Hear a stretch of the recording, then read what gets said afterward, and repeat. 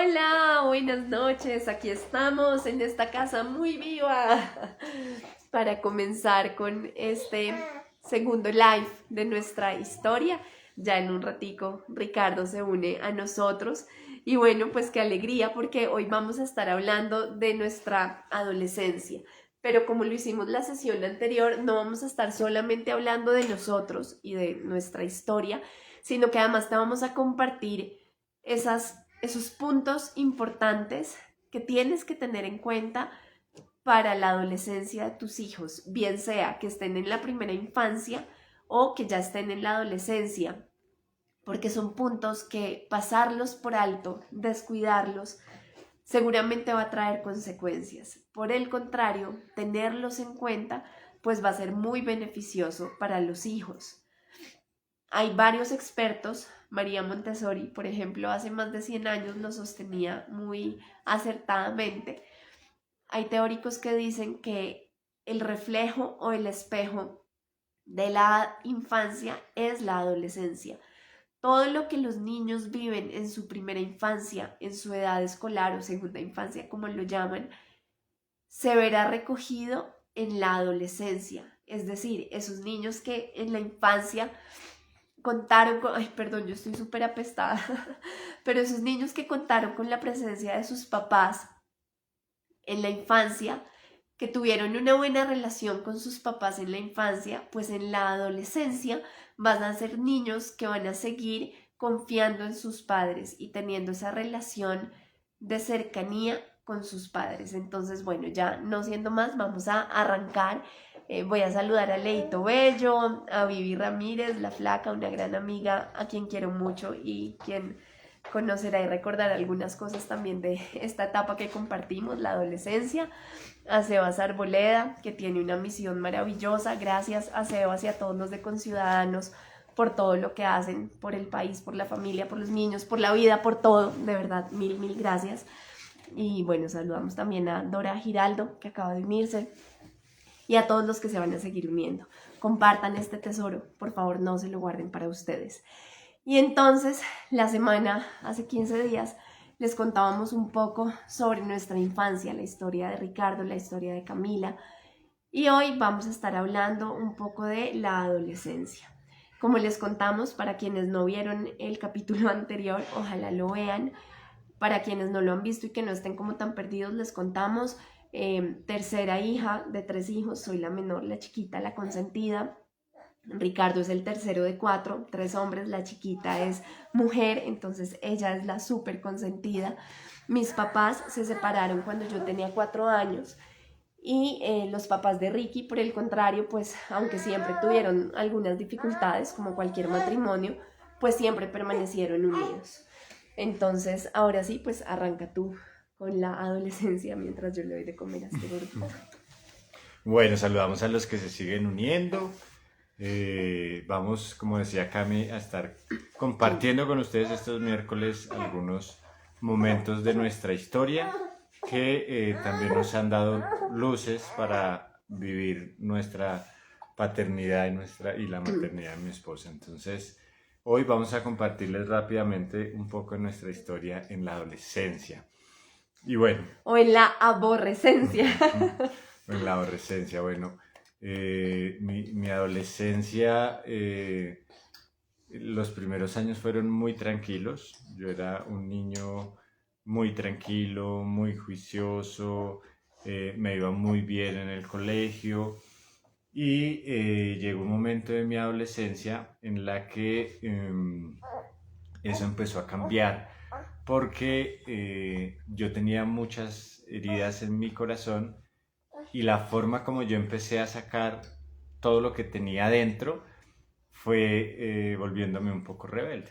Entonces empecé a volverme un poco agresivo, entonces me peleaba en el colegio con el que fuera, en el colegio no me portaba muy bien, siempre, digamos que nunca me sacaron del colegio porque académicamente me iba muy bien, pero en disciplina y demás, pues sí, mi mamá tenía que ir cada 8 días al colegio.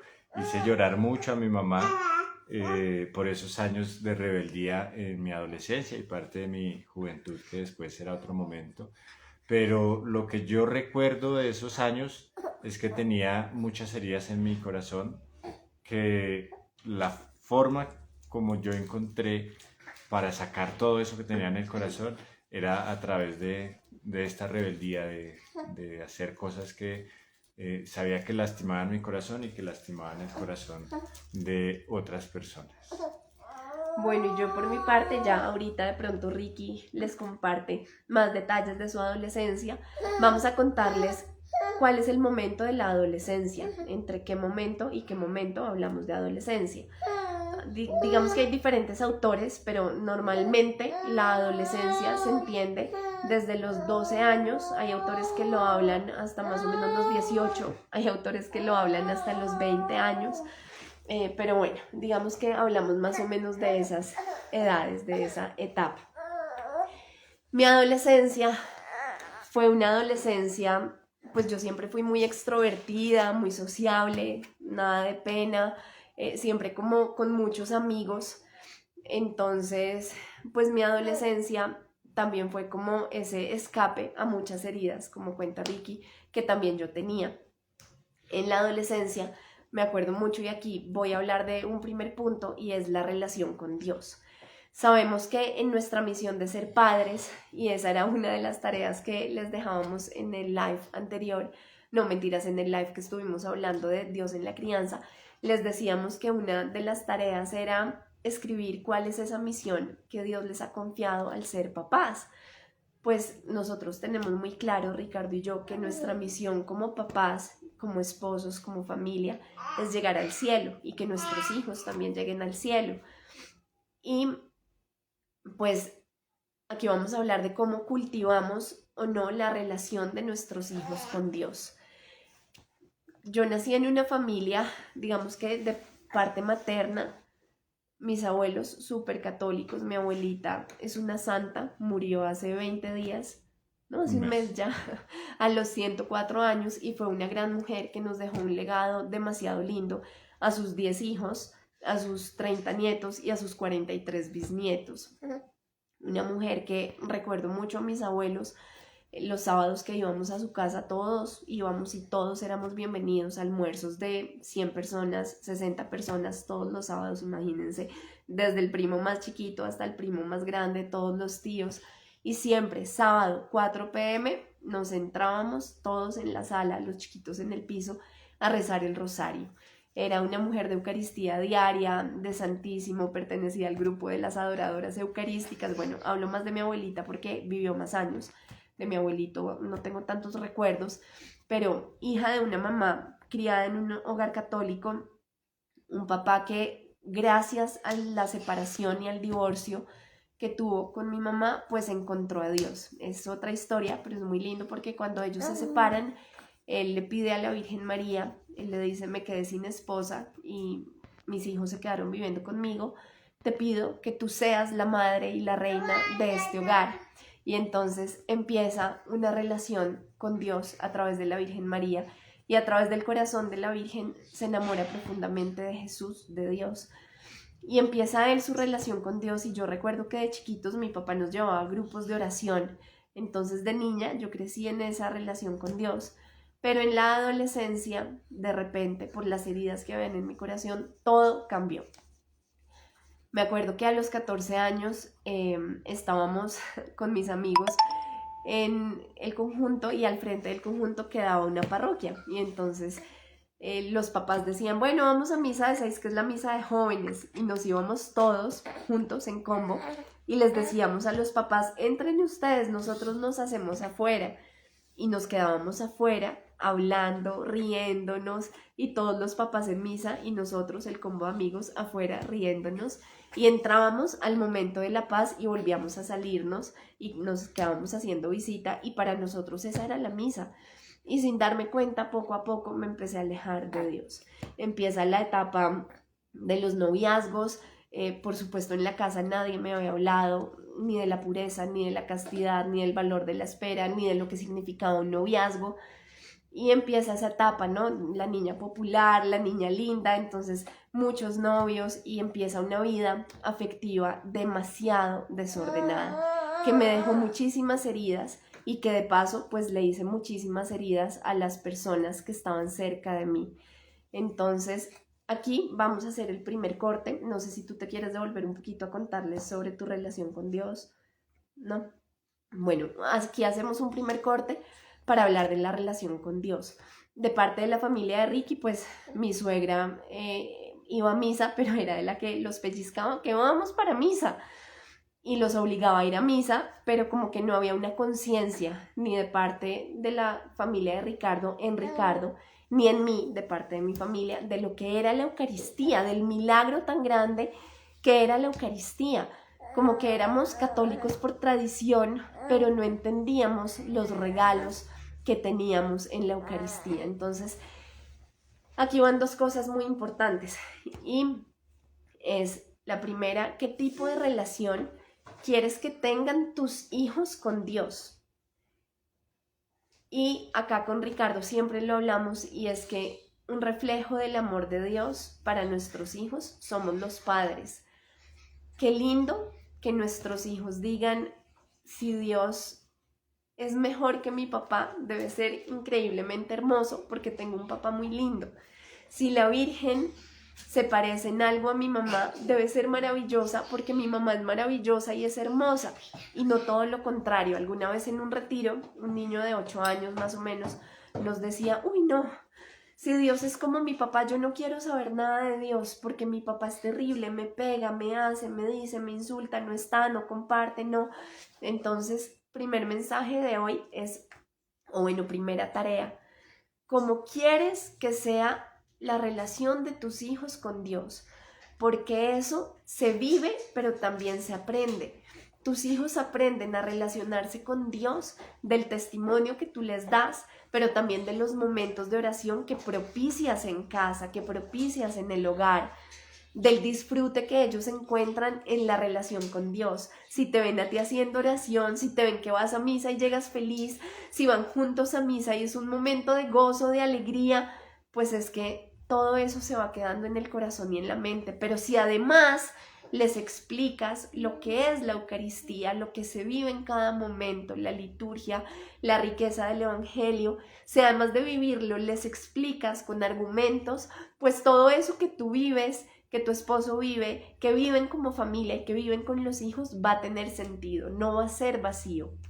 Por eso son dos cosas que van de la mano, el testimonio y la formación. Nuestros hijos necesitan que seamos testimonio del amor de Dios, pero también necesitan escuchar la verdad y entender muchas cosas de la fe que son bien difíciles de entender, pero que hacen parte de este camino de ayudarlos a crecer de la mano de Dios. Y aquí pues ya cierro. Entonces les recuerdo, primera tarea, ¿qué tipo de relación quieres que tengan tus hijos con Dios? ¿Y qué acciones concretas están dispuestos a hacer como familia para que eso suceda, para que esa relación se dé y esa relación se viva? Aquí vamos a saludar a Rebeca Mar, a Alexa Yarf, que se unió, a Cristina Segura, que también se unió, y a todos los que nos están viendo. Vamos a seguir entonces. Yo les pido que me regalen un segundo mientras tomo agua. Estoy con una peste terrible y bueno, como ya no tengo al bebé cerca, ya me puedo quitar el tapabocas para que sea más fácil hablar y que ustedes me escuchen mejor. Entonces vamos a seguir con la adolescencia. Y aquí vamos al segundo punto. Necesitamos, o bueno, los adolescentes necesitan unos padres presentes.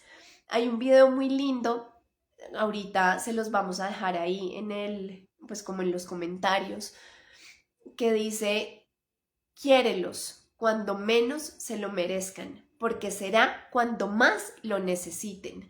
Y es un video que habla puntualmente de la adolescencia de los hijos. Y dice, recuerda cuando tú fuiste adolescente, recuerda que iban mostrando escenas de hijos adolescentes que tiran las puertas, que responden feo, que se enojan, que no quieren saber de los papás. Bueno, todas esas crisis de la adolescencia. Y al final dice, cuando creas que no te necesitan, quiérelos, porque será cuando más te necesiten. Y es que el segundo punto es la presencia. Nuestros hijos necesitan unos padres presentes, pero no solo en la adolescencia, desde chiquitos, desde que nacen, desde el vientre, desde la primera infancia. La presencia debe ser una constante. ¿Y cómo hacemos para estar presentes? Compartiendo la cena, conversando, desconectándonos de los celulares, de las pantallas cuando estamos todos juntos, hablando cuando vamos en el carro, disfrutando de planes sencillos el fin de semana. Son diferentes estrategias que podemos hacer para estar presentes y que nuestros hijos sepan que estamos ahí. Y aquí hablamos de la presencia porque dice Ricardo que él tenía muchas heridas también en su corazón y pues mi suegro era militar, viajaba mucho, entonces en muchos momentos él no estuvo. Y una de esas heridas fue la ausencia paterna.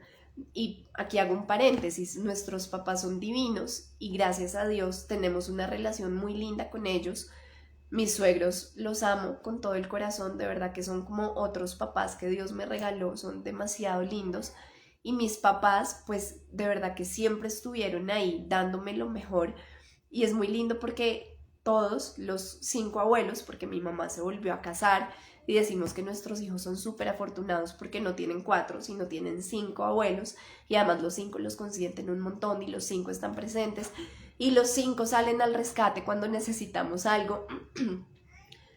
Entonces hago esta pausa para decirles, pues todas las relaciones siempre se pueden mejorar y no hay padres perfectos y nosotros como papás tampoco somos perfectos, pero nuestros papás pues también cometieron errores sin querer y gracias a Dios pues Él nos ha dado el regalo de sanar esas pequeñas o grandes heridas que sin querer ellos nos fueron causando. Y sabemos que también Dios nos está dando a nosotros el regalo y se los da a nuestros hijos de sanar las heridas que nosotros sin querer también les hemos causado a ellos, a nuestros hijos. Y entonces aquí cierro paréntesis. En ese momento, pues mi esposo Ricardo tuvo también muchas ausencias paternas y eso también fue generando en él muchas cosas y muchas heridas. Y por mi parte, pues claro, se separan mis papás, me quedo viviendo con mi papá, mi mamá siempre muy presente, divina, haciendo miles de esfuerzos por ir todos los días a compartir con nosotros y a estar con nosotros, pero pues no era lo normal, ¿no? Yo me acuerdo que iba a las casas de mis amigas o de mis primas y veía que mamá y papá estaban ahí y estaban juntos y yo añoraba, mi añoranza era tener eso que no tenía y ahí quedó una herida. Pero adicionalmente, pues llega la adolescencia, esta adolescencia en la que empiezo a salir mucho con mis amigos, con mis amigas, con los del barrio, con los del conjunto de al lado, con los de mi conjunto, con los del colegio. Y me acuerdo mucho de una anécdota que tiene que ver con el segundo punto, que es la presencia y la relación de confianza de los padres e hijos. Me acuerdo mucho que yo tenía 14 años, ni siquiera había cumplido 15, estaba cerca de cumplirlos. Y me invitaron un amigo que cumple el mismo día que yo, no creo que esté viendo este video, pero me invitó, él vivía en el conjunto de al lado y en el conjunto de al lado tenían un bazar y entonces el conjunto pues era chiquito y todos eran súper amigos, entonces estaba la mamá de él, la prima de él, la tía, la vecina, la no sé qué, todos eran muy cercanos y me dice Juan Pacami, vamos, te invito al bazar de mi conjunto. Vamos a estar bailando, delicioso, el ambiente es súper rico, a mí me encanta bailar, a él también le encantaba bailar, nos vamos para allá, le digo a mi papá, Dari, voy a estar en el conjunto de al lado, en un bazar, nos vemos más tarde, y mi papá, ok, sí, y yo, bueno, ok, me voy para el conjunto de al lado, no tomé, yo no tomaba en esa época, entonces no tomé, no fue una fiesta de trago ni de alcohol, nada de eso, o sea, de verdad estuvimos toda la noche bailando hasta las 5 de la mañana. A las 5 de la mañana mi amigo me acompaña a mi conjunto y me deja en la puerta de mi casa. Yo abro la puerta de mi casa, claro, estoy hablando hace 20 años, sí, hace 20 años, pues no había celular. Yo, por lo menos en ese momento, no tenía celular. Y llego, abro la puerta de la casa y mi papá bajó de una a la sala, pues estaba despierto, había pasado toda la noche despierto esperándome con ese susto, con esa angustia de qué habrá pasado, y apenas abre la puerta, furioso me dice, ¿dónde estabas? ¿Qué son estas horas de llegar? Y yo, que había guardado tantas cosas en mi corazón durante tantos años, le digo, sí te preocupas por mí, ¿cierto? Es que me parece estar viendo la escena perfectamente. Yo, niña caprichosa, porque además siempre fui la consentida de él, entonces a veces hasta le respondía feo. Qué injusta, ¿no? Qué injustos somos a veces de hijos. Entonces, yo, sí, pero por fin te importa, ¿no? Y entonces me dice, ¿cómo que por fin me importa? Siempre me has importado.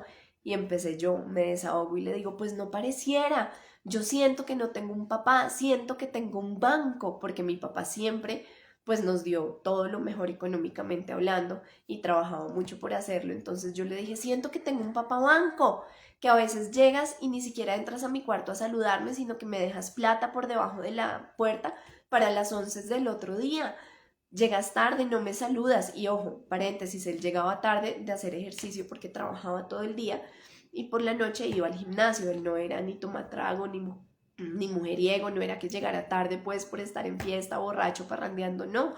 Ese siempre fue como su momento de antiestrés, el gimnasio, y toda la vida ha dedicado pues bastantes horas al gimnasio a hacer aeróbicos. Quienes lo conocen dirán, pero el gimnasio es chiquito, no es así todo musculoso, porque le encantan los aeróbicos.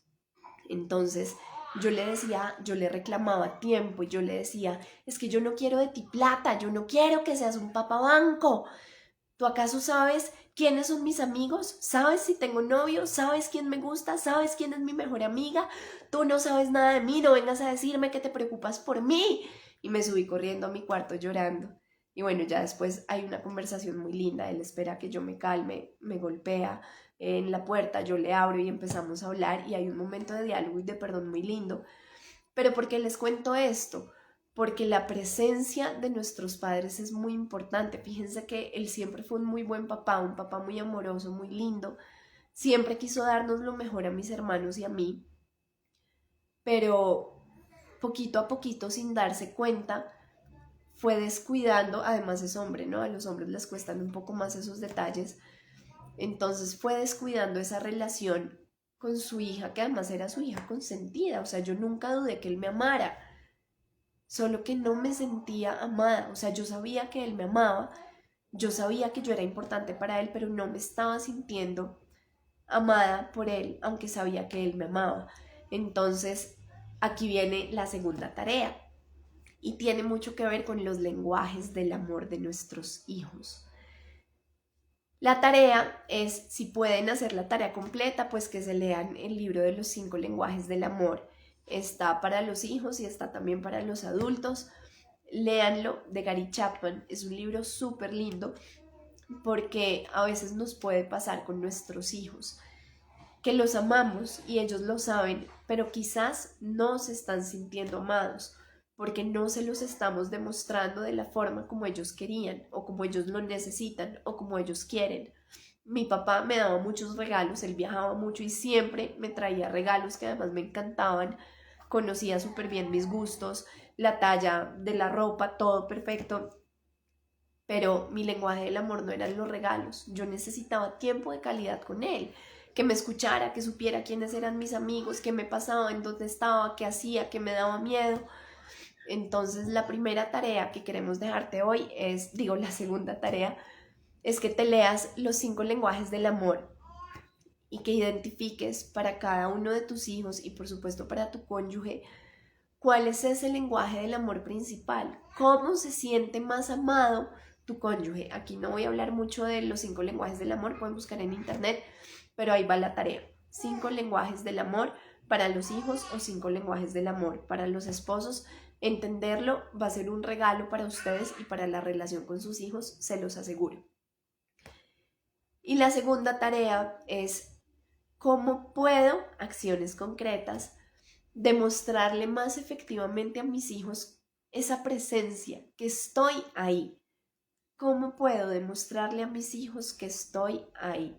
Entonces van con 2 tareas. La primera, cómo quiero que ellos vivan la relación con Dios. y qué acciones concretas voy a hacer. Y la segunda, cómo quiero demostrarles efectivamente mi amor, acciones concretas. Y vamos a un tercer punto, y es que en la adolescencia, pues digamos que hace parte normal, natural de la adolescencia, que siempre el adolescente tiende a estar más con sus pares, ¿no? La familia se vuelve aburrida, los papás aburridos, los primos chiquitos aburridos, todo me da mamera, todo me da jartera.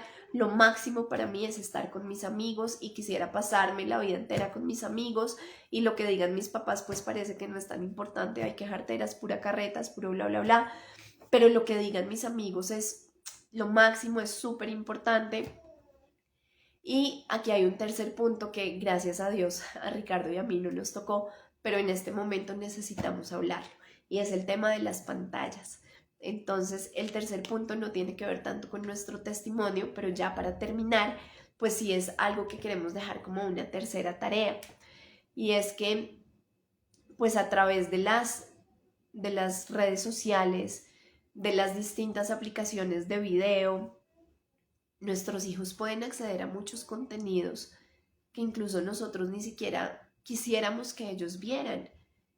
Y esto puede pasar cuando no hemos educado el criterio. Tenemos una conferencia súper chévere que es ganadora y es un hit sobre las tecnologías y una crianza en esta era digital, ¿cierto? ¿Cuáles son esos desafíos de educar hijos en medio de un mundo digitalizado para cuidarles el corazón y para no meterlos en una burbuja, ¿no? No se trata de prohibir, todo es prohibido, tú no hagas, tú no mires, tú no, sino al contrario, cómo educar el criterio y el buen gusto para que ellos sean capaces más adelante, cuando llegue el momento, por ejemplo, cuando llegue la adolescencia, sean capaces ellos mismos de escoger y escoger muy bien. Entonces, aquí la tercera tarea es que te formes sobre. Sabemos que hay muchas bondades que nos permite la tecnología, pero también está científicamente comprobado a hoy sobre los efectos que tienen las pantallas, los videojuegos, la televisión, pues la exposición en tiempos prolongados a pantallas en el cerebro de los niños, de los adolescentes y hasta de los adultos. Fórmate, busca fuentes, Catherine Lecuyer, Álvaro Bilbao, Marian Rojas, Sergei Cicerón. Son fuentes que pueden buscar para ampliar esta formación sobre los efectos de las pantallas en los hijos. Entonces la tercera tarea es esta, que te formes para que entiendas a qué se están exponiendo tus hijos, que entiendas qué tipos de contenidos hay, porque hay muchos contenidos muy valiosos, pero también contenidos chatarras que intoxican el corazón, que intoxican el cerebro, que esclavizan, y que hagas un plan de acción.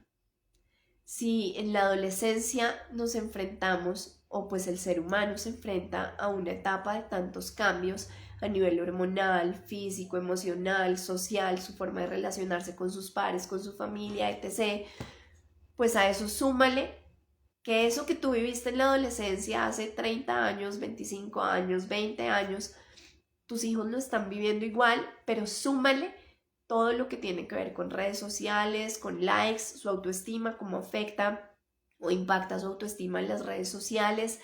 Bueno, tantas cosas a las que se exponen. Y creo que con esto, pues ya nos despedimos en el tema de la adolescencia. Ricardo se hizo el loco y se quedó por allá arriba. Mentiras, está con los niños que no se han podido dormir. Pero pues sí queríamos compartirles un poquito esto. Y vamos a ver más adelante, dentro de 8 días, qué termina de pasar con este Ricardo rebelde. Él me da permiso de contarlo. Cuando él dice que empezó a pegar, no es solo que pegaba un puñito y ya. A Ricardo llegó un momento en el que en el colegio sus amigos o sus conocidos le pagaban para que le pegara a otro. Entonces, ¿qué hubo? ¿Cuánto me cobra por ir a pegarle a este de mi parte? Entonces, era un tema bastante fuerte. Imagínense el sufrimiento de mi suegra y bueno, muchas cosas más que seguramente él en otro momento compartirá, pero también de una adolescencia con muchas carencias y con muchos desórdenes también a nivel afectivo que lo llevaban pues a explotar con toda esta violencia, ¿no? Entonces dentro de 8 días nos vemos para descubrir qué pasó con esa Camila loca, amiguera, que empezó a vivir como de un modo muy desordenado sus relaciones de noviazgo, que además llegaba, teniendo 14 años, llegaba a las 5 de la mañana a la casa, que terminó de pasar con ese Ricardo rebelde que citaban a los papás todo el tiempo en el colegio, que mi suegra, mejor dicho, lloraba, que pegaba y que, mejor dicho, era de los que armaba pelea en todas partes y le tenían miedo. ¿Qué terminó de pasar con ese par de locos? Y porque ahora están juntos, y porque ahora son papás de 5 hijos, y porque ahora nos hablan de las virtudes, pero además porque ahora aman tanto a Dios y su anhelo más grande es ser santos. ¿Qué habrá pasado con ese par? Nos vemos dentro de 8 días. Por favor, hagan muy juiciosos las tareas, porque sabemos que esas tareas van a ser un regalo para sus hijos y para ustedes. Que Dios los bendiga, oren por nosotros, que nosotros también vamos a estar orando por ustedes.